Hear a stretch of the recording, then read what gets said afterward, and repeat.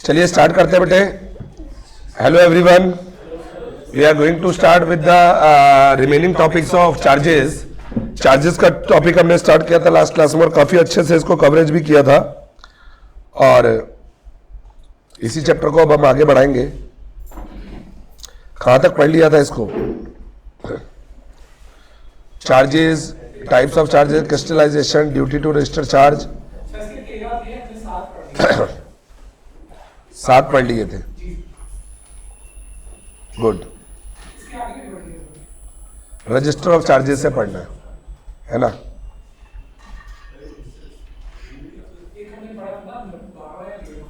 नहीं पढ़ा, 12वां पढ़ लिया था। तो कितने रह गए फिर इसमें?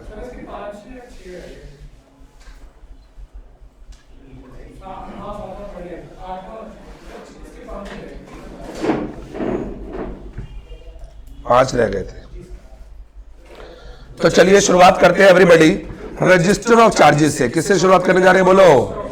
Register of charges, section 81 to be kept by ROC. Register of charges to be kept by registrar of companies. Registrar जो है वो हर कंपनी के रिस्पेक्ट में क्या मेंटेन करेगा? Register of charges. क्या मेंटेन करेगा बोलो? रजिस्ट्रार हर कंपनी के रिस्पेक्ट में मेंटेन करेगा रजिस्टर ऑफ चार्जेस, ठीक है ना?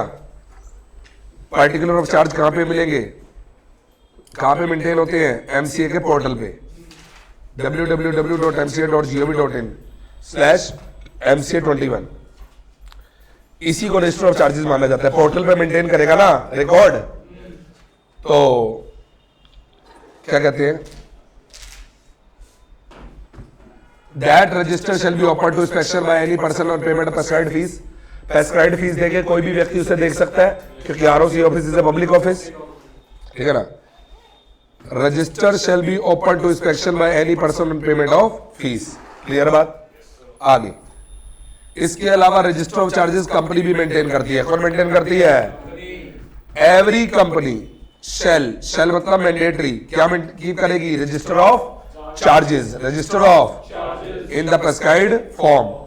प्रेस्क्राइब्ड फॉर्म इन्होंने नीचे दे रखा है CAG 7। किसमें बनेगा बोलो? अरे भाई ऐसे तो हो गया काम।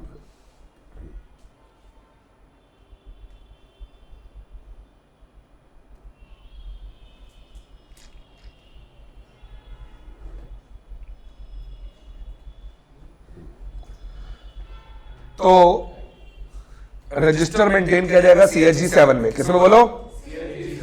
अब रजिस्टर के अंदर क्या जानकारी होगी? जितने भी चार्ज क्रिएट किए, डेट ऑफ क्रिएशन, पार्टिकुलर मतलब property which is subject to charge, कितना चार्ज चल रहा है, कितना लोन चल रहा है, modification of charge, satisfaction of charge, सारी डिटेल होगी इस रजिस्टर में। यस और no?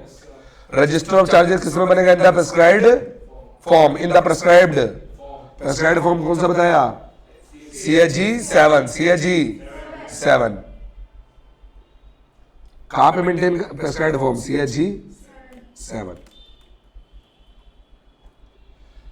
At the registered office. कहां पे मेंटेन करेंगे? एट द, जिसके अंदर सारे चार्जेस की डिटेल होंगी, ठीक है ना? और सारी प्रॉपर्टी की डिटेल होगी जिन पे चार्ज लगा हुआ है। Copy of instrument creating charge. Instrument creating charge क्या होता है बोलो? Charge deed. चार्ज डीड की कॉपी भी रखी जाएगी रजिस्टर्ड ऑफिस पे। रजिस्टर ऑफ चार्जेस भी रखा जाएगा और चार्ज डीड की कॉपी भी रखी जाएगी, ठीक है ना? तो क्या क्या जाएगा? असेट्स जिन पे चार्ज लगा हुआ है वो खरीदी, modification of charge, satisfaction of charge, सबकी जानकारी जाएगी। चार्ज क्रिएट करने की जानकारी जाएगी, जो भी चार्जेस क्रिएट है, मतलब किस किस प्रॉपर्टी पे चार्ज लगा हुआ है। चार्ज लगी प्रॉपर्टी खरीदी तो भी इसमें एंट्री होगी। चार्जेस में मॉडिफिकेशन किया तो भी इसमें एंट्री होगी। चार्ज को सेटिस्फाई कर दिया, लोन चुका दिया, चार्ज सेटिस्फाई हो गया तो वो भी इसमें एंट्री होगी। आगे चलो। Entry in the register shall be made fourth with मतलब साथ साथ, किसके साथ साथ? चार्ज क्रिएट करने के साथ साथ, चार्ज मॉडिफाई करने के साथ साथ, चार्ज सेटिस्फाई करने के साथ साथ इसमें एंट्री करेंगे, ठीक है ना। चार्ज क्या होता है? प्रॉपर्टी पे लोन ले रखा है, charge should be duly registered with ROC within 30 days of creation of charge और the extended period as the case में बी विद एडिशनल फीस 30, 60 और फिर उसके बाद एड वेलोरम फीस, पहले एडिशनल फीस फिर एड आफ्टर वाले में। Entry in the register shall be authenticated by director. Sign कौन करेगा? बोलो। फोकस फोकस पढ़ाई पे। पढ़ाई स्टार्ट हो गई, अब मस्ती नहीं। मस्ती करना कोई बुरी बात नहीं है, लेकिन पढ़ाई के टाइम नहीं। रजिस्टर के अंदर जो एंट्री होगी उनको साइन कौन करेगा? डायरेक्टर या सेक्रेटरी, और person duly authorised by the board. Register का इंस्पेक्शन करेंगे कब करेंगे? During business hour. During member या क्रेडिटर कर रहा है इंस्पेक्शन तो विदाउट फीस, और एनी अदर पर्सन कर रहा है on payment of prescribed fees. लेकिन रीजनेबल रेस्ट्रिक्शन लगाई जाएगी कि 2 घंटे कोई से आपको दिए जाएंगे मिनिमम, जिस टाइम पे आके आप इंस्पेक्शन कर सकते हो। ये थोड़ी सुबह शाम आते रहोगे। कंपनी टाइम बता देगी 12 से 2, 10 से 2, 10 से 12, 2 से 4, जो भी टाइम देगी इंस्पेक्शन का, उस टाइम पे इंस्पेक्शन कर सकते हो। Register shall be keep preserve permanently, और instrument creating charge modification shall be preserve for a period of 8 years. Charge satisfy होने के 8 साल तक ये सारा रजिस्टर और ये सारी चार्ज डीड वगैरह क्या करनी है?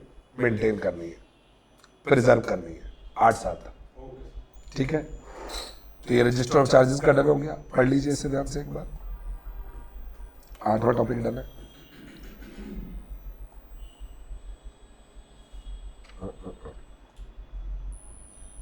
ठीक है, पढ़िए इसे। रजिस्टर ऑफ चार्जेस कौन कौन रख रहा है? आरओसी भी मेंटेन कर रहा है और कंपनी भी मेंटेन कर रही है। आरओसी से तो जो भी देखेगा तो on payment of prescribed fees, company से देखेंगे क्रेडिटर और मेंबर तो विदाउट फीस, और बाकी लोगों के लिए प्रेस्क्राइब्ड फीस। पढ़िए से, पहले इतना पढ़ो। आसान चैप्टर है, 5 नंबर का कम से कम आएगा, 10 का भी आ सकता है। 5 से 10 नंबर का चैप्टर है। 5वां चैप्टर चल रहा है हमारा, ठीक है ना।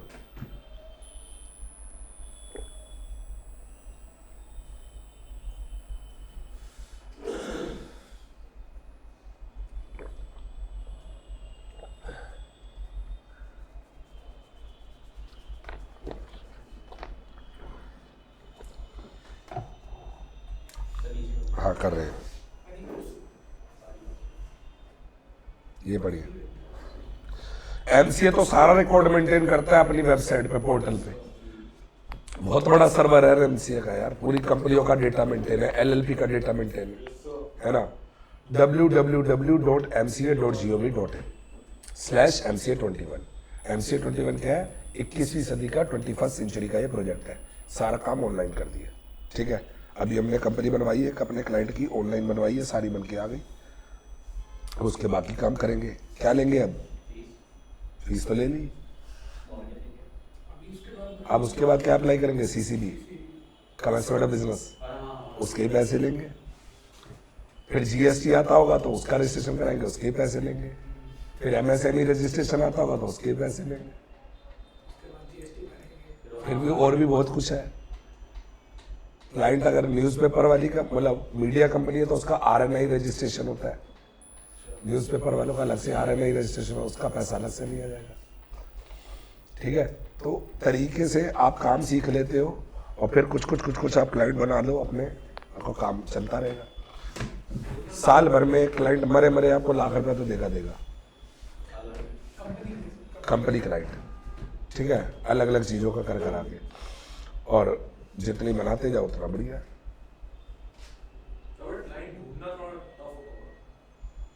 निकलोगे तो फिर मिल ही जाते हैं, मेहनत करनी पड़ती है। चलिए, शुरू हर एक चीज़ की ना शुरुआत टफ होती है। क्लाइंट में भी ये है कि शुरू के 5 से 10 क्लाइंट बनाना टफ है, उसके बाद तो फिर रेफरेंस चलते हैं। एक बार मैंने आपको पढ़ाना शुरू कर दिया, अब आपके रेफरेंस ही मेरा आगे चलता रहेगा। शुरू में 2 ही तो बैठ रहे थे ना आप लोग, तुम दोनों ही थे। फिर शब्द आया, ये आई, अभी और आ रहे हैं। उधर ऑडिट चल रहा है, उधर लॉ चल रहा है फाउंडेशन का, उधर ऑडिट चल रहा है, चल रही है चीज़ें। आसाम से बच्चे पढ़ रहे हैं मेरे पास। ऑडिट में बहुत दूर दूर से बच्चे चल रही है चीजें अलग अलग, तो ये चलता रहता है, ठीक है ना। तो अलग अलग जगह से, गोरखपुर से है, आसाम से है, और भी बतेरी बतेरी दूर दूर, गाजियाबाद से है, आगरा से है, अलग अलग जगह से बच्चे पढ़ रहे हैं। ये कौन सा यहाँ की है? नेपाल से है। माँ तिमलाय मायागर छू, यही बोलते हैं ना, ठीक है ना। भाई बहुत कुछ करते हैं हम, ठीक है ना, पर एथिकल कह रहा बहुत कुछ में क्या पढ़ लिया बेटे, सही बोला मैंने वैसे भाषा। जय बोलते हैं ना आमी तो माँ के भालोबासी, उसको बोलते हैं नेपाली भाषा में मैं तिमिलाय माया गर्छू।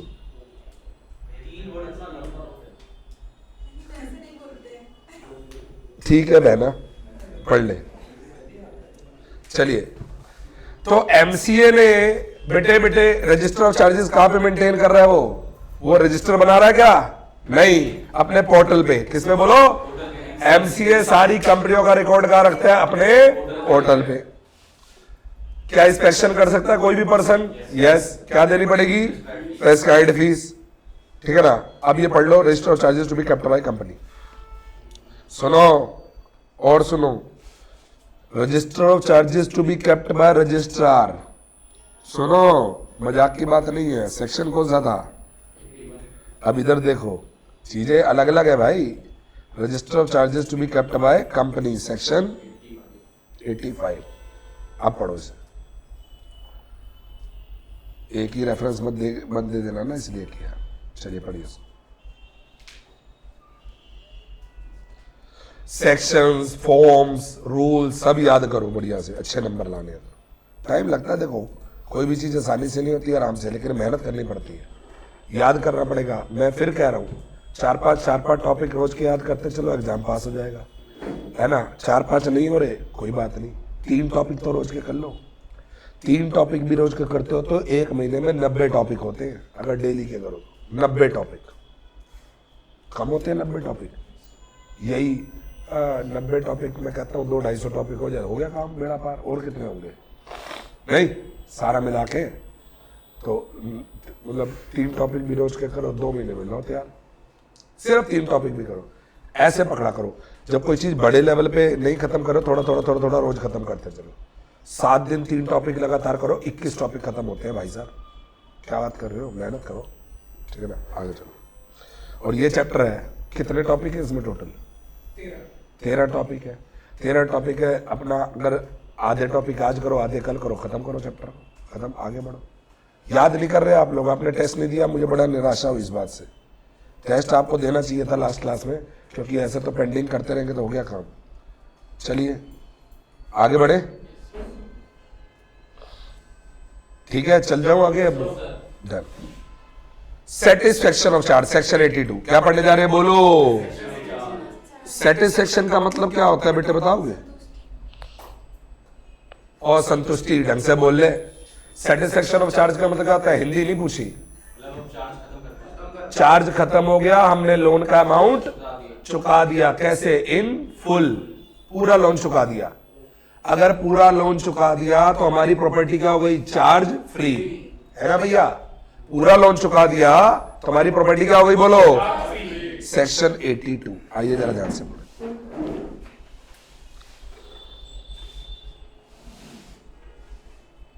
कंपनी टू गिव इंटीमेशन और payment of satisfaction in full,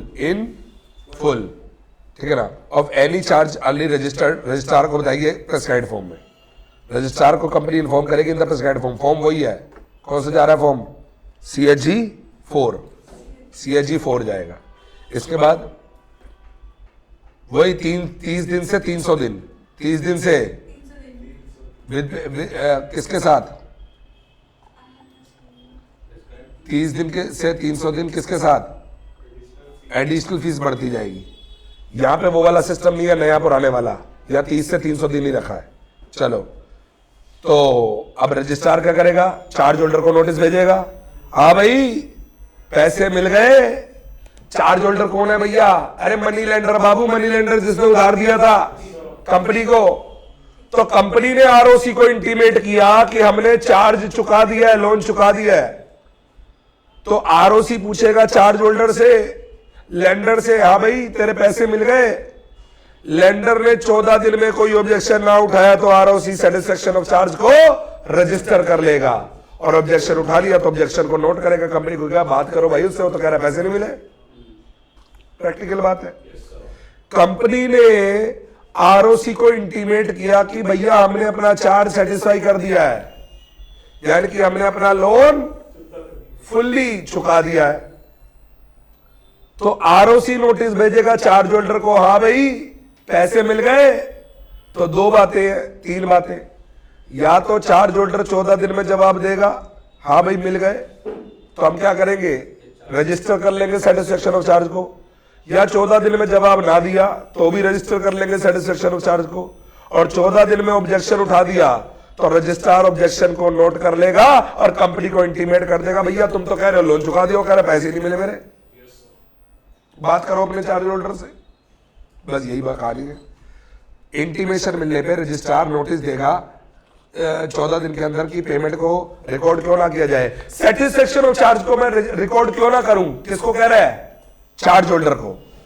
अब चार्ज होल्डर ने कोई कॉज नहीं दिखाया, कोई कारण नहीं दिखाया तो रजिस्टर कर लेगा, दिखा दिया तो ऑब्जेक्शन नोट कर लेगा, खत्म कहानी। उसके बाद क्या इशू करेगा CHG 5 में, certification of registration of satisfaction of charge, certificate of registration. अरे लेटर ही तो भेजना है बाबू उसको, वो भी मेल पे, उसके कौन से पैसे लग रहे हैं।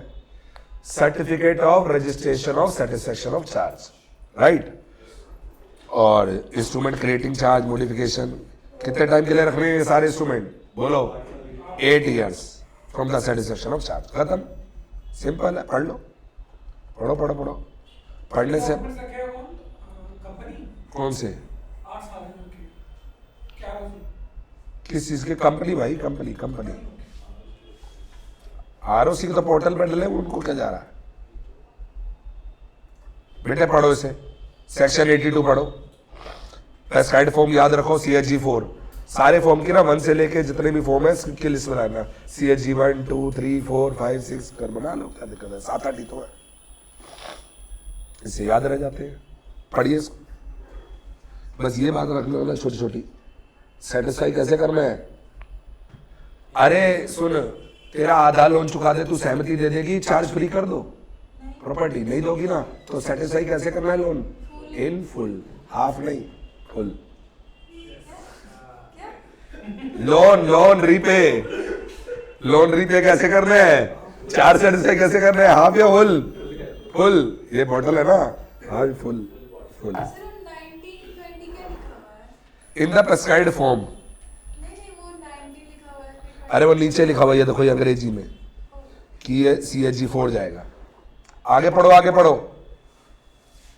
वही विदिन 30 days, और 30 दिन से एक्सटेंडेड पीरियड कितना है, 300 दिन, 30 दिन से लेके एक्सटेंशन कितना अलाउ किया, 270 दिन का, पर 270 दिन याद रखना, 30 days from the creation of charge से लेके 300 days from the creation of charge, creation नहीं यहाँ पे, सेटिस्फेक्शन। 30 days हमें इंटीमेट कब करना है, within 30 days of satisfaction of charge, और एक्सटेंडेड कब तक कर सकते हैं, 300 days, up to 300 days of satisfaction of charge. और ये जितने दिन एक्सटेंड करते जाओगे एडिशनल फीस बढ़ती चली जाएगी। यस और नो, पढ़िए पढ़िए पढ़िए। अरे ओ पगली, ओ पगली, ये कह रही हो, ये 19 कह रही हो ना, ये 19 देखो यहाँ लिखा हुआ है, नोट है ये, इनके मतलब यहाँ बता रहे हैं, कोई एक्सप्लेनेशन देनी होती है तो नीचे लिख देता है वो नंबर डाल के, समझी। जो हम नोट से नहीं लिखवाते तो ये नोट नीचे लिख देता है ये। पढ़ो बेटा, पढ़ो बेटा। चार्ज, अच्छा सेटिस्फेक्शन ऑफ चार्ज कब तक रजिस्टर करवाना है, 30 days, 30 days of satisfaction of charge, और एक्सटेंड किया तो up to 300 days from satisfaction of charge. Additional 30 दिन के बाद एडिशनल फीस बढ़ती जाएगी, 30 इंक्लूडेड है। अब आगे पढ़ो, नोटिस, ये पढ़ लो, ये भी ये पढ़ लो, बता रहा हूं मैं आपको। आरओसी कहेगा भैया आरओसी कहेगा हाँ भैया, हाँ बेटा तेरे पैसे मिल गए वापस, तुम्हें मिल गए तो तुम हाँ कर दो, हाँ कर दो तो वो सर्टिफिकेट जारी कर देगा, certificate of satisfaction of charge, है ना, registration of satisfaction of charge. और आपने ऑब्जेक्शन उठा लिया तो ऑब्जेक्शन नोट कर लेगा, कंपनी को कह देगी, कहेगा नोटिस भेजेगा, भैया बात करो चार्ज होल्डर से, वो तो कह रहा है पैसे नहीं मिले, तुम कह रहे हो चार्ज सेटिस्फाई, सर्टिफिकेट दे दो, कहां से दे दे, पढ़ो, यही कह रहा है, यही कह रहा है, पढ़ो पढ़ो पढ़ो पढ़ो। हाँ 14 दिन का टाइम दिया चार्ज होल्डर को जवाब देने के लिए कि तेरे पैसे मिल गए नहीं मिल गए, पढ़ो। शाबाश शाबाश शाबाश, पढ़िए। अगर चार्ज होल्डर ने ही कहा है, चार्ज होल्डर ने ही आरओसी को कहा है भैया मेरे पैसे मिल गए हैं, तो क्या हम उसको नोटिस देंगे हाँ भी तेरे पैसे मिल गए हैं? उस केस में नोटिस देने की आवश्यकता नहीं है। गुड, इससे पता लगता है पढ़ रहे हो, पढ़ो पढ़ो।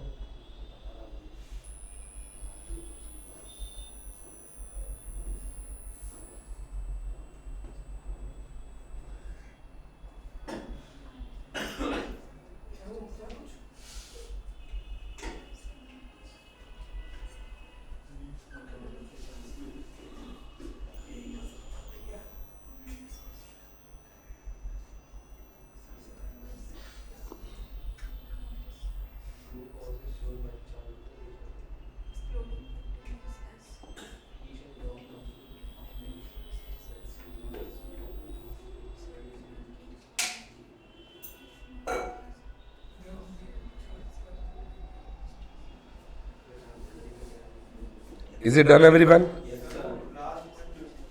क्या?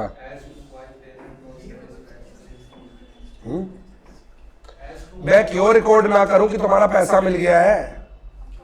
अगर ऑब्जेक्शन है तो बताओ। आपसे ऑब्जेक्शन मांग रहे हैं, मेरे को कंपनी ने कहा है कि उसने तुम्हारे पैसे लौटा दिए हैं, अब तुम बताओ मैं क्यों रिकॉर्ड ना करूं कि तुम्हारे पैसे नहीं लौटे? ऑब्जेक्शन है तो बताओ। नहीं बता रहे तो मैं रिकॉर्ड कर लूं? कर लूं? ऑब्जेक्शन है तो बता देना, यही तो कह रहा हूं। चले आगे, इतना पढ़ लिया, अब ये पढ़ो।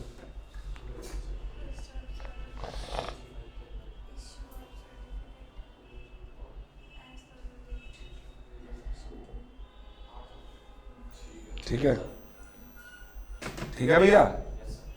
Power of registrar to make entry of satisfaction and release absence in absence of intimation from company. अब कंपनी नहीं कह रही, उसे कहीं से भी पता चल गया।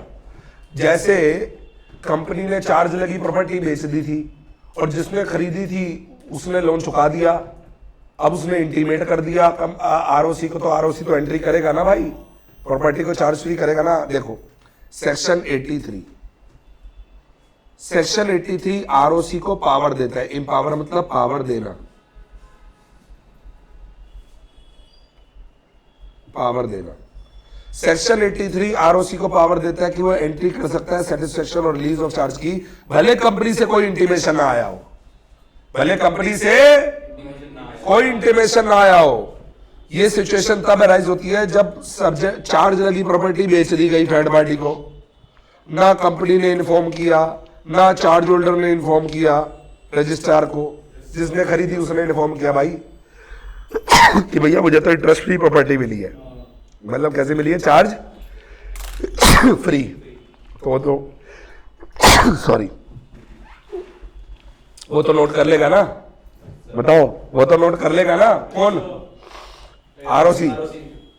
तो with respect to any registered charge if evidence shown to the registrar, यदि रजिस्ट्रार को एविडेंस शो किया गया जो डेट थी सिक्योर्ड बाय चार्ज वो पे कर दी गई है, पूरी कंप्लीटली पे कर दी गई है, या पार्ट ऑफ प्रॉपर्टी जो थी चार्ज वो रिलीज हो गई है चार्ज से, तो ही में enter in the register of charges A memorandum of satisfaction. क्या एंटर कर देगा? Memorandum of satisfaction. क्या कि डेप्ट को सेटिस्फाई कर दिया गया है और पार्ट ऑफ प्रॉपर्टी रिलीज हो गई है चार्ज से, चार्ज फ्री हो गई है। ये किसके कहने पे कर रहा है? किसके कहने पे कर रहा है? थर्ड पार्टी के। ना तो चार्ज होल्डर ने बताया ना कंपनी ने बताया, जिसको आगे प्रॉपर्टी बेच दी गई उसने बताया कि भैया हमारे को तो चार्ज, हम तो लोन चुक चुका है, देखो एविडेंस, उसने एंट्री कर ली रजिस्ट्रार ने। Power is can be exercised by registrar despite of the fact that no intimation has been received from the company. Company से कोई इंटीमेशन नहीं आया था उसके पास।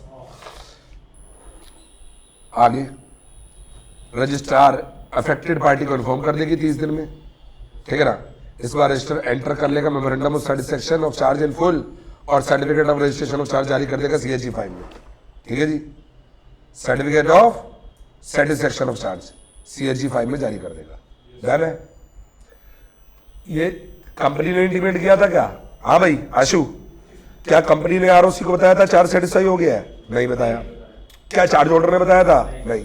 जिसने खरीदी थी उसके पास आई थी चार्ज फ्री, उसने कहा था कंपनी को कि भैया पहले पैसा चुकाओ, उसने लोन चुका दिया और उसका सेटिस्फेक्शन का प्रूफ उसको दे दिया जिसने खरीदा था। अब वो कह रहा है भैया ROC को, भैया हटाओ इसको, ये चार्ज तो ऑलरेडी पेड है, लोन तो चुक चुका है। तो उसके कहने पे वो एंट्री कर रहा है और अफेक्टेड पार्टी को इन्फॉर्म कर देगा, सर्टिफिकेट जारी कर देगा। पढ़ लो सेक्शन 83। ये पढ़ने में थोड़ी सफाई कर दो तो ज्यादा आनंद आएगा।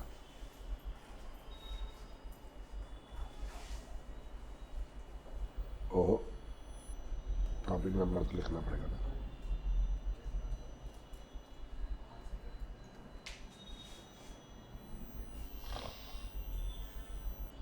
ये पढ़ लो जरा ध्यान से।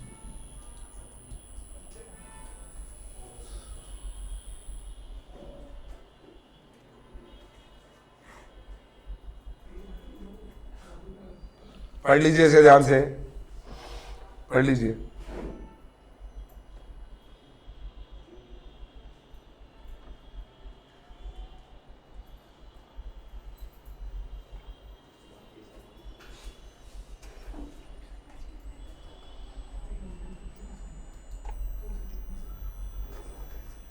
बेटे सुनो, कितनी प्यारी बात बोल रहा है। ना तो इधर देखो बेटे, ना तो कंपनी ने इंटीमेट किया, ठीक है, ना तो चार्ज होल्डर ने इंटीमेट किया, फिर कहां से आई जानकारी? किसी थर्ड पार्टी से। अब पढ़ लो इसको।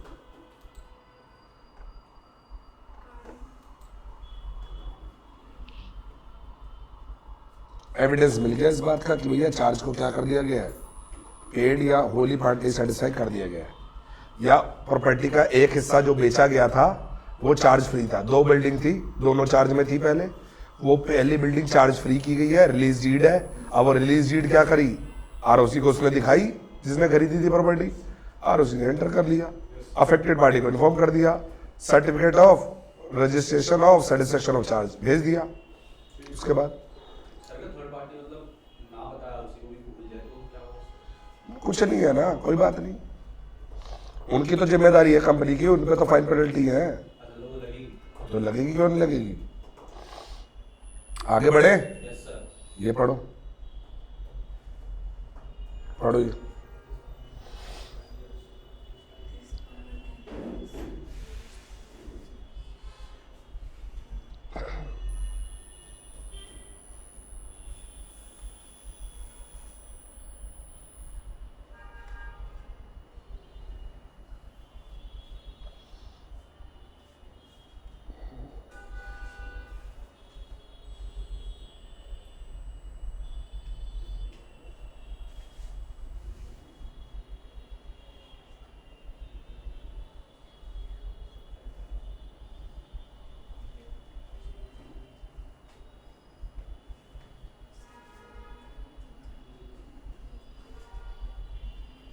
चले आगे, हो गया डन। 11वां टॉपिक, 11वां टॉपिक करना है, 12वां कर लिया था, 13वां टॉपिक करना है, चैप्टर खत्म, ठीक है ना। और ये चैप्टर अगर मैं सच बता रहा हूं, ईमानदारी से घर पे बैठ के 3 घंटा दे दो, ये चैप्टर बिल्कुल टॉप हो जाएगा चैप्टर। 1 घंटे में 3-4 टॉपिक याद हो जाते हैं, और एक तो चार्जेस ही है टॉपिक, तो उसमें क्या है, मतलब 3 घंटा ढंग से बैठ के कर लो, 5 से 10 नंबर पक्के हो जाते हैं, कोई माड़ी बात नहीं है, चैप्टर खत्म हो जाता है एक आपका। तो इसको कर लो आप यार, ढिलाई मत रखो, आज ही कर लो 3 घंटे बैठ के, कोई सा टाइम दे दो, कर लो इसको, क्योंकि बेटेक्स की क्लास तो हुई नहीं है, पहले इसको तैयार कर लो। आज जब होगी उससे पहले तैयार कर लो इसको, क्योंकि उसके बाद तो फिर आप टैक्स पढ़ लेना बैठ के, अभी कर लो इसको जाके। Intimation of appointment of receiver. हाँ भाई, किसको अपॉइंट कर रहा हूं मैं? या मैनेजर को। क्यों? अरे भैया तुमने मेरा लोन नहीं चुकाया, मैं कौन हूं? Charge holder. मैं कौन हूं? मैं बुला लाया कोर्ट से रिसीवर को, भैया ये प्रॉपर्टी बेच, मेरा पैसा चुका। समझे बात को? मैं थोड़ी बेचूंगा property. Section 84, deal with appointment of receiver और मैनेजर और giving intimation to the company and registrar. यदि कोई व्यक्ति ऑर्डर लेके आता है रिसीवर को अपॉइंट करने का या प्रॉपर्टी को बेचने का, चार्ज लगी हुई प्रॉपर्टी को मैनेज करने का, और यदि कोई व्यक्ति अपॉइंट करता है रिसीवर को under the power contained in instrument, charge deed में लिखा हुआ था, तो उसने आपने रिसीवर अपॉइंट कर दिया, तो वो नोटिस देगा किसको? कंपनी को और आरओसी को 30 दिन में, अपॉइंटमेंट करने के 30 दिन में। किसको अपॉइंट किया? रिसीवर को, कि भैया ये मेरा लोन नहीं चुका रहे, इनकी प्रॉपर्टी बेच कंपनी की और मेरा लोन चुकवा। भाई डिवेंचर ट्रस्टी भी तो लाएगा। अगर डिवेंचर होल्डर का पैसा नहीं चुकाओगे तो डिवेंचर ट्रस्टी क्या लेके आएगा? रिसीवर अपॉइंट करेगा, और रिसीवर अपॉइंट करेगा तो उसको भैया इंटीमेट करेगा कंपनी को और आरओसी को। आरओसी क्या करेगा? प्रेस्क्राइब्ड फीस की पेमेंट में भूखे नंगे बैठे हैं तो पूरे on payment of prescribed fees, on payment of prescribed fees. तो आरओसी क्या करेगा? पेमेंट ऑफ प्रेस्क्राइब्ड फीस पे रजिस्टर कर लेगा रिसीवर के पर्टिकुलर पर्सन के और instrument in the register of charges. ठीक है।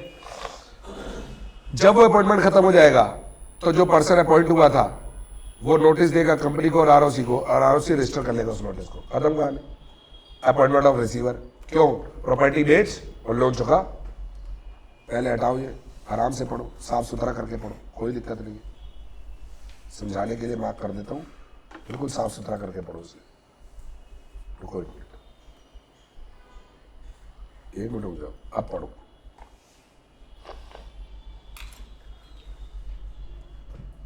रिसीवर क्यों अपॉइंट करते हैं? भैया ये मेरा लोन नहीं चुका रहे, तो ये प्रॉपर्टी बेचो और मेरा लोन चुकाओ।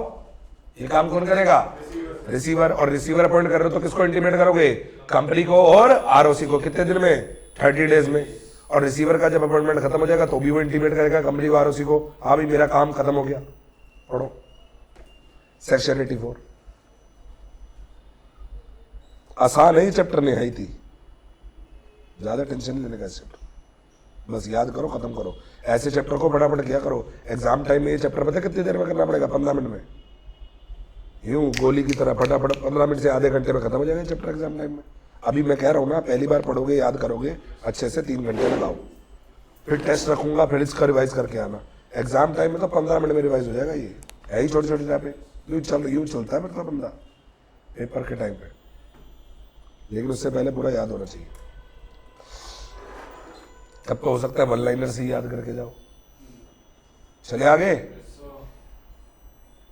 ये पढ़ लिया आप लोगों ने? नहीं पढ़ा? पूरा पढ़ लो। Receiver is the person who will sold the property of the company and repay the loan of the lender. समझे? या तो ऑर्डर लेके आ गए कोर्ट से, आप ऑर्डर लेके आ गए कोर्ट से, या इंस्ट्रूमेंट में पावर थी आपको। इंस्ट्रूमेंट मतलब चार्ज डीड में, चार्ज डीड में पावर थी कि अगर आपकी लगातार मतलब इतना लेट हो गया उसके बाद आप रिसीवर अपॉइंट कर लेना, लिखा हुआ था उसमें।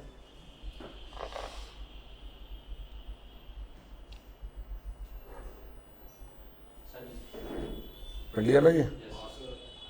अब ये पढ़ लो बस 1 लाइन, साफ सुथरा करके पढ़ो, साफ सुथरा। सीजीज मतलब खत्म। अपॉइंटमेंट खत्म होने के बाद रिसीवर इंटीमेट करेगा। कौन इंटीमेट करेगा? पर्सन अपॉइंटेड एज अबव, यानी कि कौन था? रिसीवर। रिसीवर नोटिस देगा कंपनी को और आरओसी को कि भैया मेरा काम तमाम हो गया, मेरा काम फिनिश, नमस्ते, डन। आगे बढ़ते हुए लास्ट टॉपिक, इसके बाद ये done, chapter finish. Rectification of, ओहो 13 टॉपिक है ये, बस 1 टॉपिक मैंने एक्स्ट्रा बनाया इसका, 12 टॉपिक। मतलब ब्रेक दे दे के भी 3 बार बैठ जाओ, 4-4 टॉपिक निपटाओ तो निपट गया रात तक। मैं कह रहा हूं अभी आप समझो, आपका टाइम अभी कुछ नहीं हुआ है। अभी जैसे अभी आप घर जाओगे, घर जाके आपका लेक्चर तो 8 बजे है शाम को टैक्स का, थोड़ा आराम कर लो, 2-3 घंटे पढ़ लो, हो जाएगा ये खत्म। 4 से 7 भी कर लिया, या मान लो 5 से 8 भी कर लिया, क्या माना है? पैक करके रखो इसको, पेंडेंसीज मत करो। वरना पिछला भी पेंडिंग, अगला भी पेंडिंग होता चला जाएगा। 4 चैप्टर हो चुके हैं कंपनी लॉ के। कितने हुए? 4 ही हुए ना, 4 हो गए ना इसको मिला के, बस ठीक है, होते चले जाएंगे। आ जाओ सेक्शन 87 रूल 12, सेंट्रल गवर्नमेंट को पावर देता है क्या? To order rectification of charges in case of default. Default के केस में क्या करेंगे? Rectification of charges. जहां पे ओमिशन था, रजिस्ट्रार को इंटीमेट नहीं किया था पेमेंट या सेटिस्फेक्शन ऑफ चार्ज का, कहीं और से जानकारी आई थी, अभी तो पढ़ाया। जब रजिस्ट्रार को इंटीमेट नहीं किया था आपने चार्ज क्रिएट करने पे या चार्ज को मतलब satisfaction of charge, satisfaction of charge बताया नहीं आपने रजिस्ट्रार को, ओमिशन रह गया, मिस स्टेटमेंट हो गया, कोई पर्टिकुलर फाइल करने रह गए रजिस्ट्रार को, सच फाइलिंग में relate to any charge, charge से रिलेटेड फाइलिंग करनी रह गई, या मॉडिफिकेशन ऑफ चार्ज से रिलेटेड फाइलिंग करनी रह गई, या सेटिस्फेक्शन ऑफ चार्ज से रिलेटेड फाइलिंग करनी रह गई, तो क्या होगा? Before directing the time for giving intimation of payment और satisfaction shall be extended, omission of misstatement shall be rectified. The central government need to be satisfied कि जो डिफॉल्ट था वो एक्सीडेंटल था। टाइम तब दोगे जब डिफॉल्ट क्या था? एक्सीडेंटल था, या असावधानी से हो गया था, या उसका सफिशिएंट कारण था, और इससे क्रेडिटर या शेयर होल्डर का इंटरेस्ट प्रेजुडाइज नहीं होता। क्रेडिटर या शेयर होल्डर का इंटरेस्ट प्रेजुडाइज नहीं होता। तो एप्लीकेशन किस में जाएगी? एक्सटेंशन के लिए CHG 8 किस में जाएगी? filed by company or any other interested person.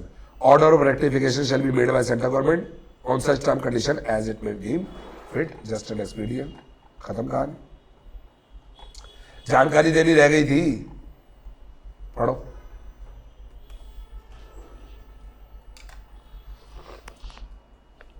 Central government order करेगी रेक्टिफिकेशन ऑफ चार्जेस का अगर डिफॉल्ट हो गया था तो। पढ़ लो,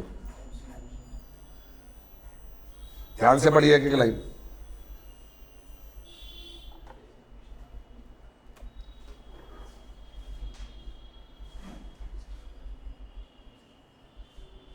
ओमिशन गिविंग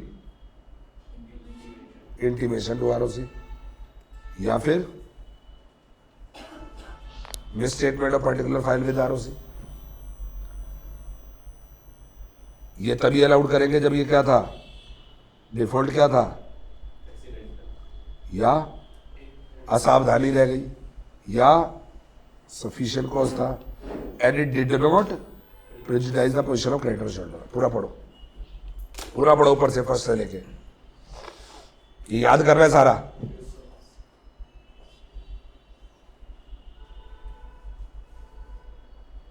हो गया ना 8 तक? CHG 8 तक पहुंच गए ना?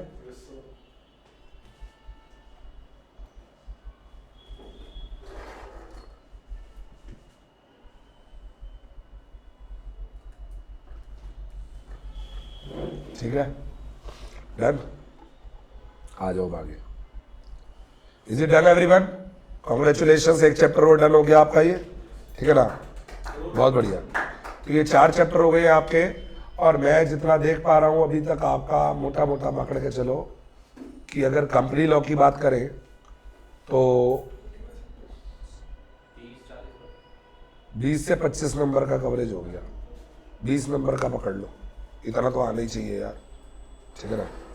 चलते चलिए, कोई दिक्कत नहीं। आधा होने वाला है, मतलब 60 का ही तो है कंपनी लॉ। एक आधा चैप्टर बड़ा उठा लिया तो हो ही जाएगा, एक चैप्टर भी और कर लिया तो हो जाएगा,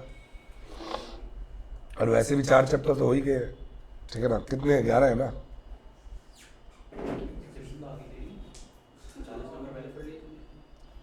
क्या? हाँ, 40 का तुम दोनों का तो हो ही रखा है, इसका भी हो ही रखा है, ये करे ना करे बात अलग है। 40 का तो इसका हो ही रखा है, 40 वो और 20 ये 60 का हो गया। क्यों नहीं करवाया? टेस्ट भी लिया इसका तो मैंने। जल्दी बताओ, आंसर बताओ पहले का। अरे पहले का आंसर बताओ, पहले का आंसर बताओ, जल्दी जल्दी, शाबाश।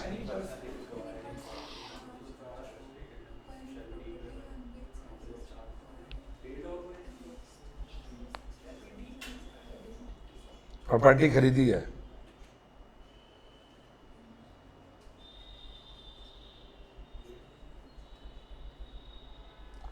अबे तुम्हें कब जानकारी होगी? बिल्कुल सही बात है। उससे पहले तुम्हारा क्या मतलब, क्रिएट कब किया था, तुम्हारा क्या मतलब? अरे जब तुम खरीद रही हो तब जानकारी होनी चाहिए ना तुम्हें, उससे पहले जानकारी। अच्छा, कंपनी ने चार्ज रजिस्टर करवाया था 2 साल पहले, तुझे मतलब था उस समय? तू आज खरीद रही है कंपनी से प्रॉपर्टी, तो तुझे तो आज पता होना चाहिए ना उस पर चार्ज है या नहीं है। तो बोलो सी। अगला क्वेश्चन पढ़िए, पढ़ो, इतना पढ़ो पहले। ए चार्ज वॉज क्रिएटेड बाय क्या?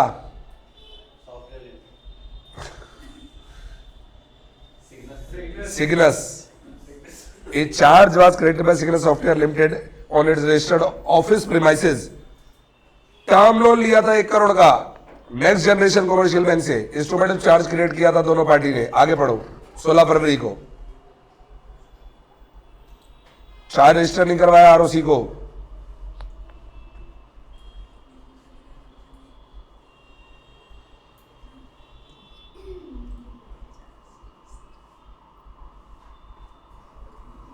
एड वेलोरम फीस को अवॉइड करना है तो कब तक करा सकते हैं?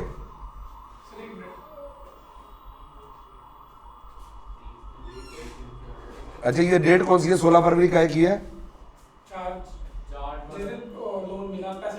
हाँ, तो ये आप बताओ इसमें to avoid paying ad valorem fees.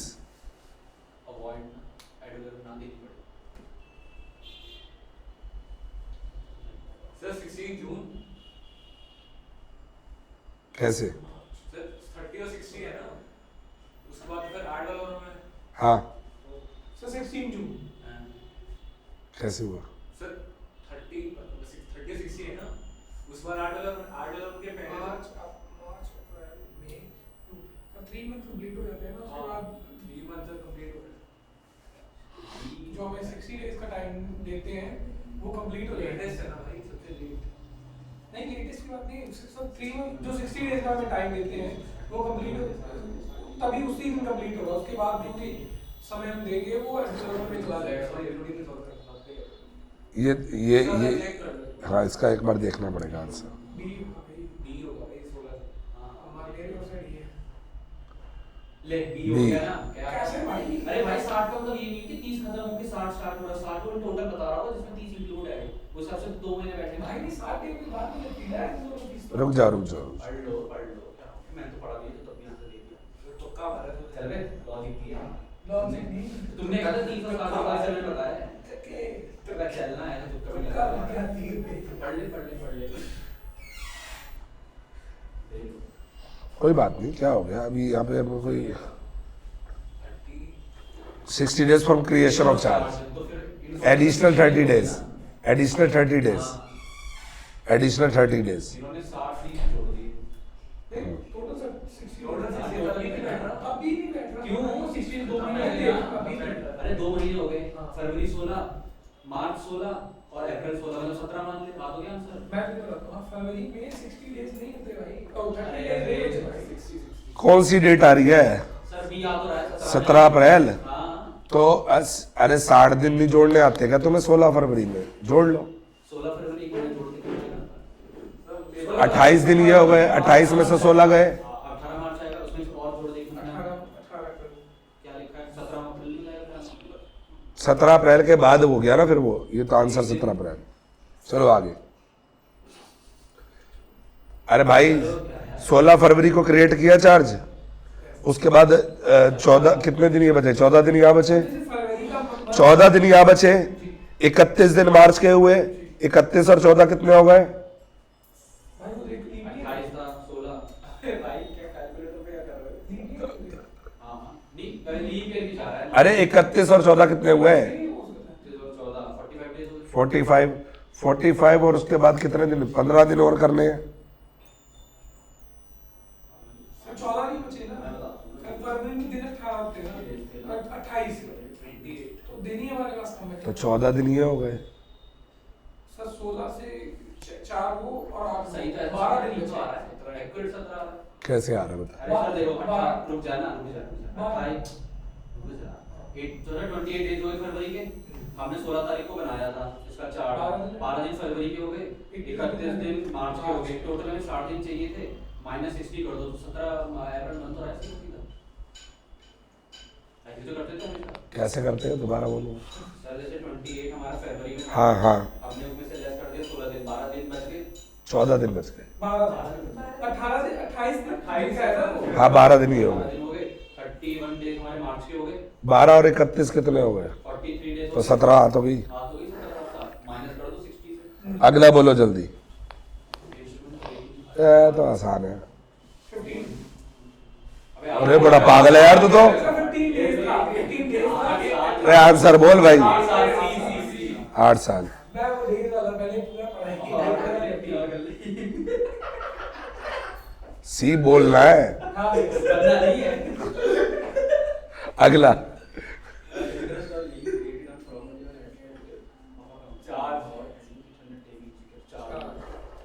अगला।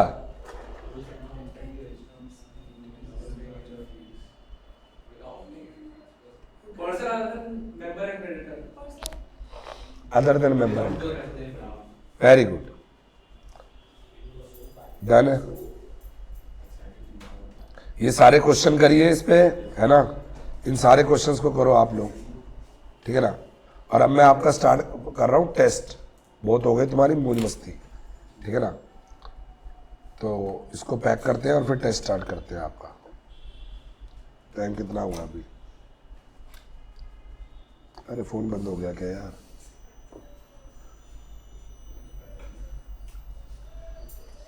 टाइम बताओ।